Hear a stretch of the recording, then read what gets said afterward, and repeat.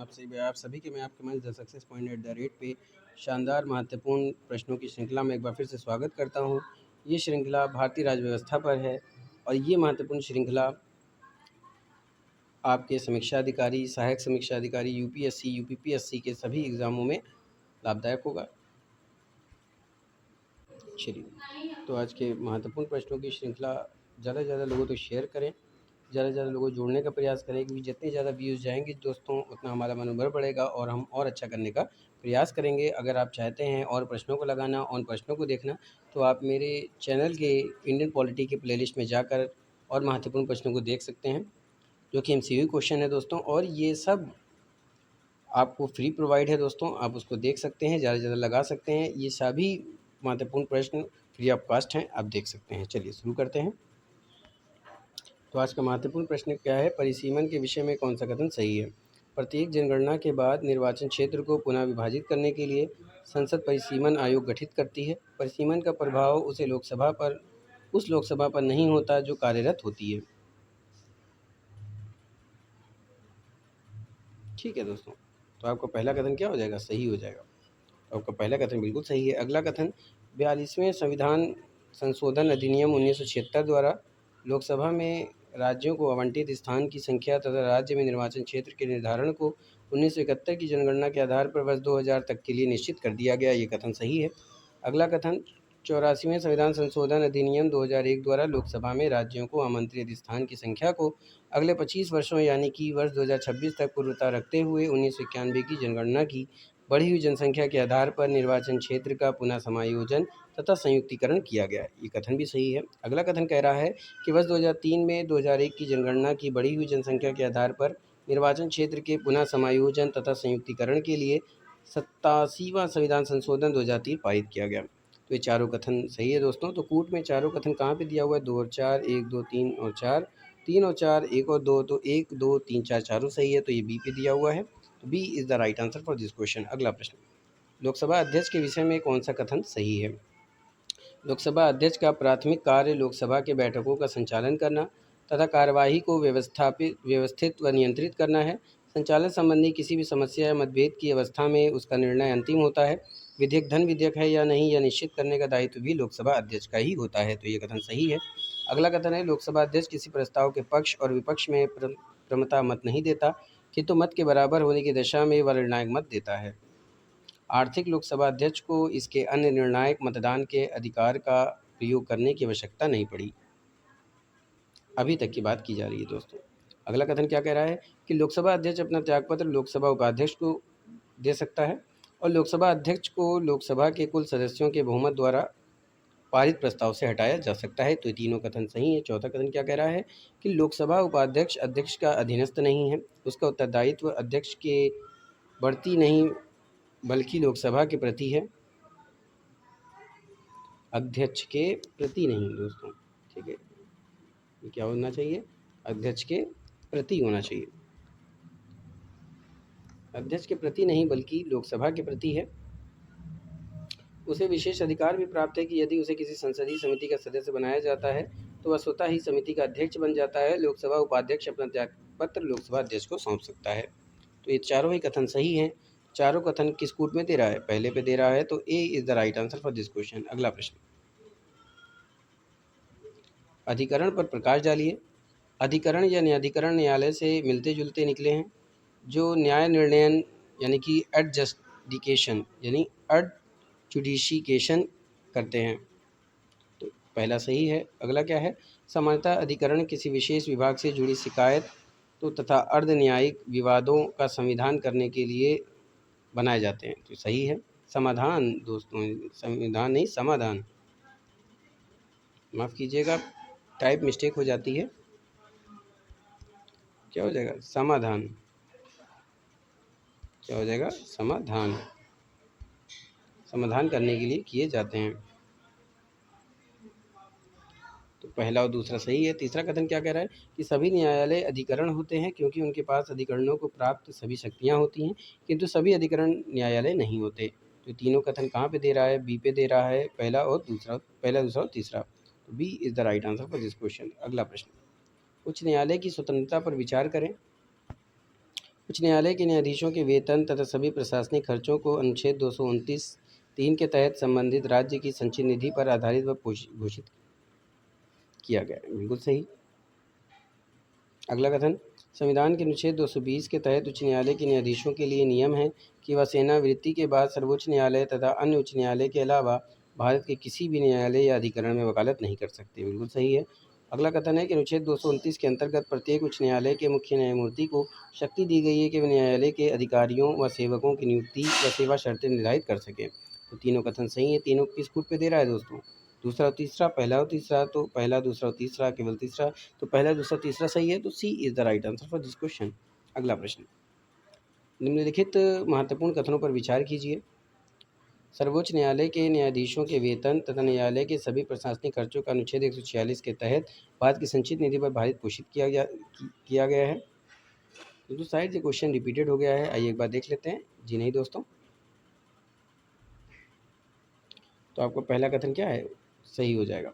अगला कथन, अनुच्छेद 121 में स्पष्ट किया गया है कि उच्चतम न्यायालय या किसी उच्च न्यायालय के किसी न्यायाधीश द्वारा अपने कार्य के निर्वहन के संबंध में किए गए आचरण पर संसद में बहस नहीं की जाएगी।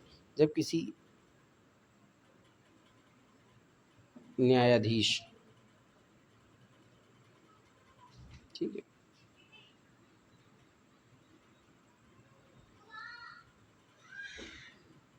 जब किसी न्यायाधीश जब किसी न्यायाधीश को हटाए जाने की प्रक्रिया चल रही हो तो ऐसी बहस की जा सकती है। अगला कथन क्या है कि अनुच्छेद 146 के अंतर्गत भारत के मुख्य न्यायाधीश को शक्ति है कि वह सर्वोच्च न्यायालय के अधिकारियों व सेवकों की नियुक्ति कर सके। तीनों ही कथन सही है। तो किस कूट पे दे रहा है दोस्तों? तीनों कथन सही है, तो ये कूट दे रहा है डी पे। तो D is the right answer for this question. अगला प्रश्न, संघ की राजभाषा के विषय पर विचार करें।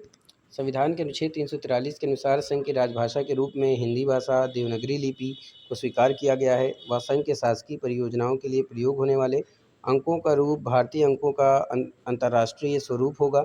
ध्यान देने योग्य है कि हिंदी को संविधान के राष्ट्रभाषा का दर्जा अभी प्राप्त नहीं हुआ है। तो पहला कथन सही है। अगला कथन, अनुच्छेद 343(2) के अनुसार व्यवस्था की गई थी कि संविधान के प्रारंभ होने से 15 वर्षों की अवधि तक शासकीय परियोजनाओं के लिए अंग्रेजी भाषा का प्रयोग होता रहेगा। ये भी कथन सही है।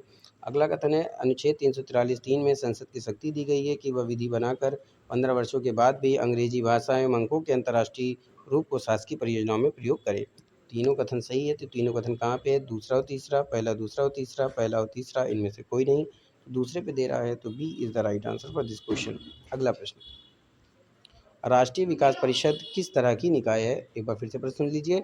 राष्ट्रीय विकास परिषद किस तरह की निकाय है? संविधानोत्तर निकाय है, गैर संवैधानिक निकाय है, संवैधानिक निकाय है या फिर गैर संवैधानिक निकाय है? राष्ट्रीय विकास परिषद किस तरह की निकाय है, किस तरह का सिस्टम है? फटाफट से आंसर दीजिए। देखिए, कथन में तो एक बार वक्त लग सकता है दोस्तों, ये तो जनरली इंसान जानता ही है। देखिए, अगर राष्ट्रीय विकास परिषद की बात करें तो यह एक संविधानेतर निकाय है,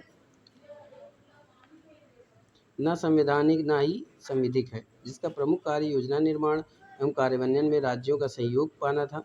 वर्तमान में योजना आयोग के समाप्त होने के कारण इसकी प्रासंगिकता कम हो गई, पर नीति आयोग के गवर्निंग काउंसिल को इसकी उत्तराधिकारी माना जा रहा है। तो राष्ट्रीय विकास परिषद कैसा निकाय है? संविधानेतर निकाय है। तो आपका पहला सही हो जाएगा। तो A is the right answer for this question. अगला प्रश्न, डोगरी, बोडो, मैथिली एवं संथाली को किस संविधान संशोधन के द्वारा जोड़ा गया है? एक बार फिर से सुन लीजिए। डोगरी, बोडो, मैथिली एवं संथाली को किस संविधान संशोधन के द्वारा जोड़ा गया है? आपके ऑप्शन है 71वां संविधान संशोधन, 52वां संविधान संशोधन, 21वां संविधान संशोधन या फिर 22वां संविधान संशोधन।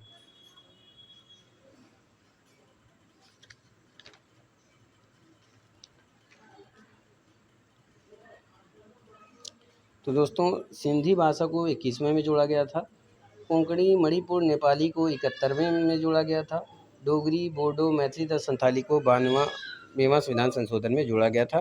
तो आपका B is the right answer for this question. अगला प्रश्न, भाषाई अल्पसंख्यक वर्गों के लिए विशेष अधिकार दिया गया है। एक बार फिर से सुन लीजिए। भाषाई अल्पसंख्यक वर्गों के लिए विशेष अधिकार दिया गया है। आपका ऑप्शन है अनुच्छेद 351, अनुच्छेद 350 का, अनुच्छेद 350 का खा और अनुच्छेद 350। भाषाई अल्पसंख्यक वर्गों के लिए विशेष अधिकार दिया गया है।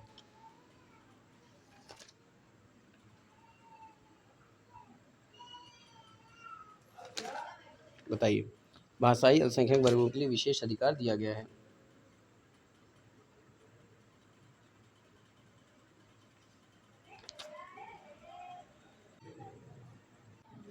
तो दोस्तों, भाषाई अल्पसंख्यक वर्गों के लिए जो विशेष अधिकार दिया गया है वो दिया गया है अनुच्छेद 350 के खा में।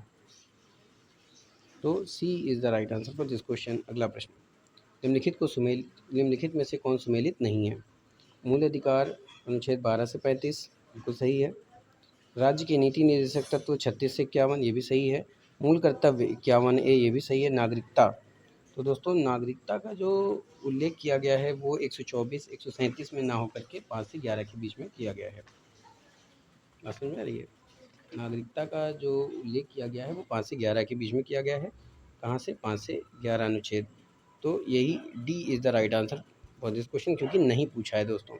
अगला प्रश्न, कार्यपालिका से न्यायपालिका के पृथक्करण के लिए जो निर्देश दिए गए हैं वो किस अनुच्छेद के अंतर्गत दिए गए हैं? प्रश्न क्या है?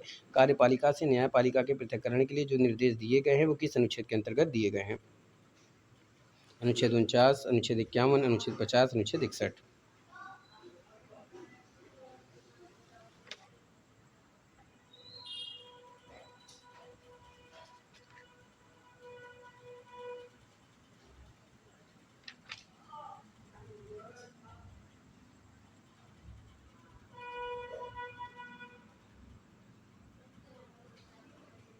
तो कार्यपालिका से न्यायपालिका के पृथक्करण के लिए जो निर्देश दिए गए हैं वो जिस अनुच्छेद के अंतर्गत है? अनुच्छेद 50 के अंतर्गत दिया गया है। तो C is the right answer for this question. अगला प्रश्न, वार्षिक वित्त वित्तीय विवरण का उल्लेख किया गया है। अनुच्छेद 75, अनुच्छेद 78, अनुच्छेद 110, अनुच्छेद 112। वार्षिक वित्त विवरण, ठीक है, वार्षिक वित्त विवरण, फटाफट से आंसर कीजिए। तो वार्षिक वित्त विवरण का उल्लेख किया गया है अनुच्छेद 112 में। D is the right answer for this question. अगला प्रश्न, वित्त संपत्ति यानी वित्त के बारे में, संपत्ति के बारे में संविधान और वाद का उल्लेख किया गया है। अनुच्छेद 264 से 301 के बीच में, अनुच्छेद 308, 323 के बीच में, अनुच्छेद 343 से 351 में, अनुच्छेद 368 के बीच में।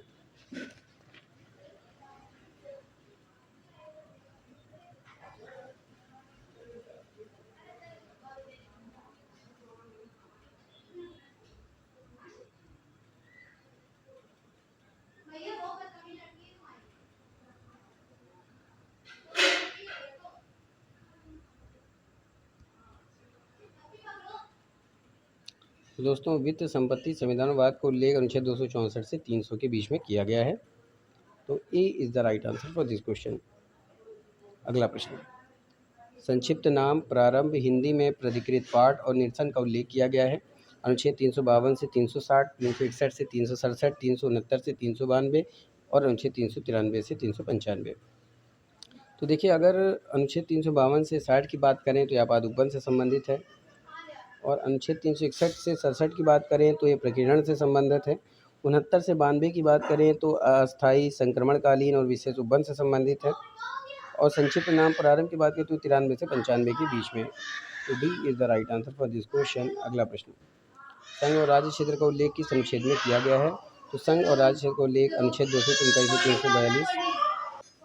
342, अनुच्छेद 344, 392, सॉरी माफ़ कीजिएगा, 344, 352, अनुच्छेद 356 से 367, अनुच्छेद 356 से 360। संघ राज्य क्षेत्र का उल्लेख किस संविधान अनुच्छेद में किया गया है? तो संघ राज्य क्षेत्र का उल्लेख किया गया है अनुच्छेद 239 से 242 में। यहाँ पे ऑप्शन क्या दोस्तों गलत नज़र आ रहा है, तो इसको 242 कर लीजिए। क्या कर लीजिए? 242।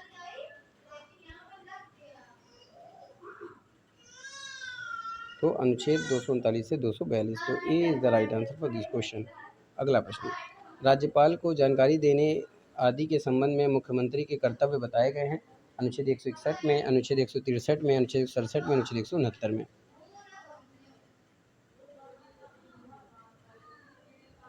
तो राज्यपाल को जानकारी देने आदि के संबंध में मुख्यमंत्री के कर्तव्य अनुच्छेद 167 में बताए गए हैं।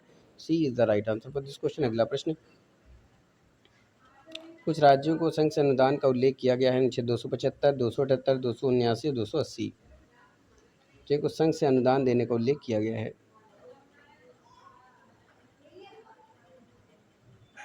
तो संघ से अनुदान की बात की गई है अनुच्छेद 275 में। तो A is the right answer for this question. दोस्तों, अगर अभी तक आपने मेरे चैनल को सब्सक्राइब नहीं किया है तो सब्सक्राइब करें, बेल आइकन ऑन कर दें ताकि नोटिफिकेशन मिलती रहे, और ज़्यादा से ज़्यादा वीडियो को शेयर करें। चलिए आगे चलते हैं। संविधान का संशोधन का उल्लेख किस भाग में किया गया है? भाग 8, भाग 9, भाग 10, भाग 20।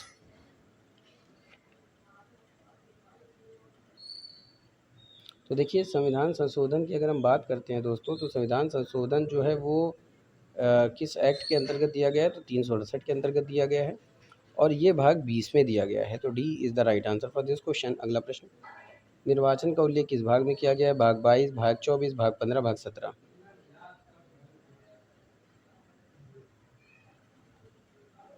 तो दोस्तों, अगर निर्वाचन की बात करते हैं तो निर्वाचन ये एक्ट दिया गया है 324 से 329 324 से 329 ए तक दिया गया है, और ये किस भाग में दिया गया है? तो ये भाग 15 में दिया गया है। C is the right answer for this question. अगला प्रश्न, अनुसूचित और जनजाति क्षेत्र का उल्लेख किस भाग में किया गया? भाग 7, भाग 8, भाग 9, भाग 10।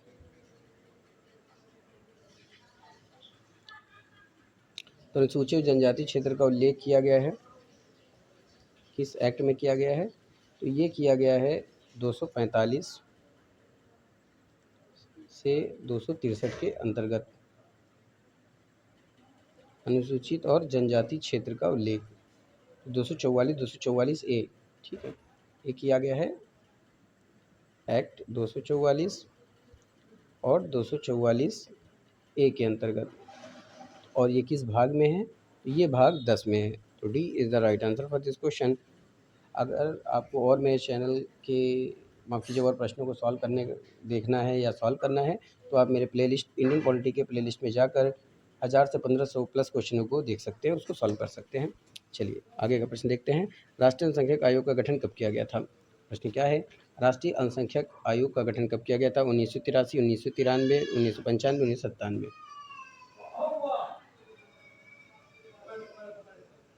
तो दोस्तों, राष्ट्रीय अल्पसंख्यक आयोग का गठन किया गया था 1993 में।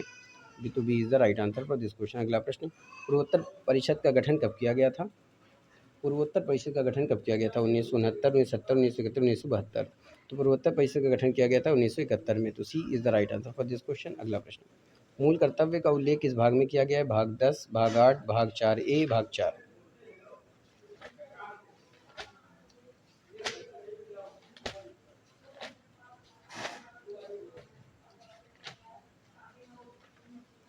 मूल कर्तव्य का उल्लेख किस भाग में किया गया है? तो मूल कर्तव्य का उल्लेख 51 ए में हुआ है दोस्तों। किस में हुआ है? एक्ट 51 ए में हुआ है। और ये किस भाग में किया गया है? ये किया गया 4 ए में। तो C is the right answer for this question. अगला प्रश्न, राष्ट्रीय महिला आयोग का गठन कब किया गया था? आपका प्रश्न है, राष्ट्रीय महिला आयोग का गठन कब किया गया था? 1990, 1992, 1993, 1994। राष्ट्रीय महिला आयोग का गठन किया गया था 1992 में। तो B is the right answer for this question. आज का लास्ट प्रश्न, क्षेत्रीय परिषद का गठन कब किया गया था? 1954, 1956, 1957, 1900। दो बार प्रश्न हो गया दोस्तों, ये 58 होगा। क्या होगा? 58। तो राष्ट्रीय क्षेत्रीय परिषद का गठन किया गया था 1956 में। B is the right answer for this question. दोस्तों, ये था आज का शानदार महत्वपूर्ण प्रश्नों की श्रृंखला। उम्मीद करता हूँ कि आपको पसंद आया होगा। तो फटाफट से शेयर और लाइक करें, कमेंट करें वीडियो को कैसी लगती है। फिर मिलेंगे इसी जुनून के साथ। मंजिलों से चलकर बेहतर मंजिलें तलाश कर, मिल जाए दरिया तो समंदर तलाश कर, यूँ तो टूट जाते हैं पत्थर के चोट से शीशे, पत्थर ही टूट जैसे शीशा तलाश कर। तो फिर मिलेंगे इसी जुनून के साथ। तब तक के लिए जय Hind, wish you all the best.